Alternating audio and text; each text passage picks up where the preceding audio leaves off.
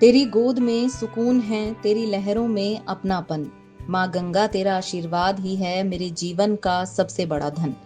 और इसी धन को साथ ले जाने हर साल सावन में हरिद्वार पहुंचते हैं करोड़ों शिव भक्त।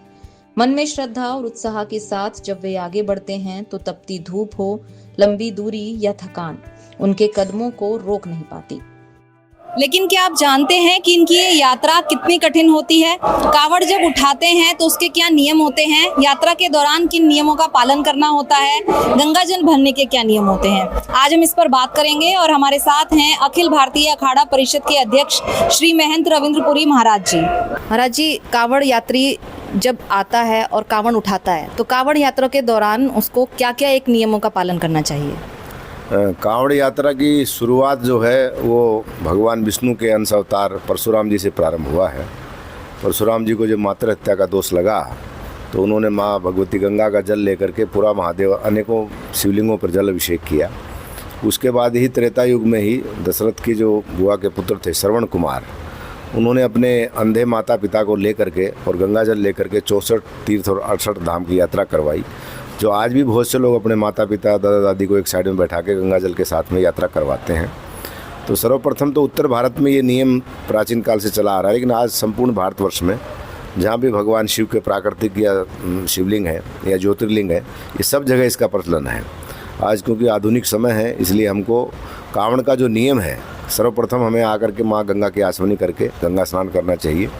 अपने जीवन की जो बुराइयां हैं उसका परित्याग करके कायिक, मानसिक और वाचिक भाव से शुद्ध होकर के और फिर गंगा जल क्षेत्रीय जो मंदिर हैं, यहाँ भगवान दक्षेश्वर महादेव है, बिल्केश्वर है, जहाँ जहाँ उनकी आस्था है वहाँ उनका दर्शन करना चाहिए। उसके बाद शुभ मुहूर्त में गंगा जल को धारण करके कंधे पर और अपनी यात्रा को प्रारंभ करना चाहिए।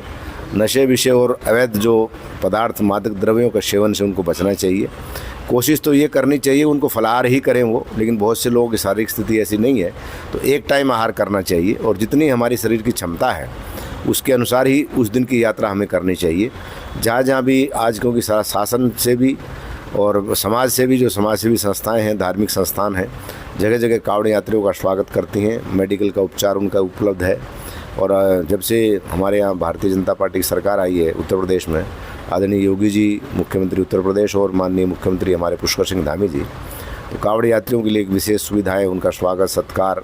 तो ये एक परंपरा का जो निर्वहन है। उसके बाद प्रदूषण से गंगा को हम कैसे मुक्त रखें इसका विशेष ध्यान रखना चाहिए। जहाँ भी हम ठहरते हैं, जहाँ हमारे कैंप हैं, वहाँ किसी प्रकार की गंदगी ना करें। उदंडता के जो आजकल वाद्य यंत्रों का जो शोर है जिससे आम आदमी डिस्टर्ब होता है, भगवान शिव तो शांति के देवता है और जहाँ हम साधना करते हैं वहाँ शांति होनी चाहिए। और साधना काल ही कांवड़ का मूल उद्देश्य है तपस्या। तपस्या में अगर किसी प्रकार का ध्वनि यंत्रों का प्रदूषण है या पब्लिक का प्रदूषण है तो वो तपस्या भंग होगी। इसलिए सभी कांवड़ यात्री जो भाई बहन यहाँ हरिद्वार आते हैं या जहाँ जहाँ से वो गंगा जी का या किसी भी नदी का जल लेकर के भगवान शिव को अपने नगर ग्राम में अभिषेक करते हैं, ये कम से कम भूमि पर उनको शयन करना चाहिए, ब्रह्मचर्य का पालन करना चाहिए और मादक द्रव्यों से दूर रहना चाहिए। पुलिस प्रशासन के द्वारा जो व्यवस्थाएं, नियम बनाया गया है उसका सबको पालन करना चाहिए, क्योंकि जीवन में अनुशासन ही सब कुछ है। और जो लोग 12 महीने भगवान शिव का पूजन नहीं कर पाते हैं, श्रावण मास में मात्र गंगा जल और एक बेलपत्र से भगवान शिव प्रसन्न होते हैं। तो वास्तविकता में कांवड़ यही एक तपस्या का पर्व है और इसको तपस्या की भांति ही लेना चाहिए।